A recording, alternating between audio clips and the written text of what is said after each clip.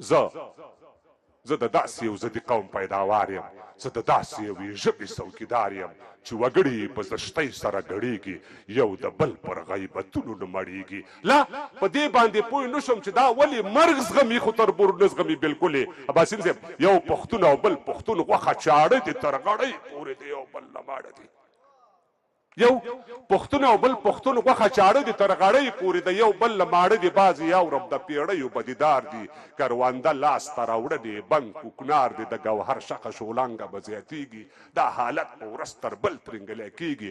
ګېډې ورک شلو، بس خوند له کلي ورک شو، یو په مرګ او بل په ژوند له کلي ورک شو. تربګنۍ دي، بدنیتۍ دي، بدامنۍ دي، پر اوبو باندې ټوپکې او ګردنۍ دي. وا زمانې مارمان ارمانجنه، له خطره خالي نه ده سرخندنه، خو ته ډېر ښه یې چې په کور کښېنې دننه.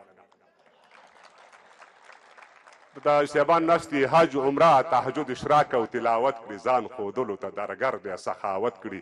په توبو پسې توبو باندې ختل دي، سجدې نه دي د تندیو ماتول دي. د خپل ورور غوښې هډوکې کباب هم خوري، وینه هم څکي، زمزم هم څکي، شراب هم خوري. حج عمره تهجد اشراک او تلاوت کړي، ځان ښودلو ته درګر دی سخاوت کړي. په توبو پسې توبو باندې ختل دي، سجدې نه دي د تندیو ماتول دي. د خپل ورور غوښې هډوکې کباب هم خوري، وینه هم څکي، زمزم هم څکي، شراب هم خوري.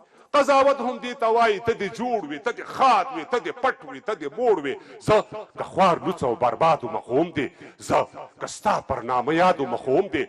زه له هغې در په در خاورې په سر یم، ته د عمر له بادار ستې نوکر یم. زه خو ستا د سر ساتونکی څوکیدار یم،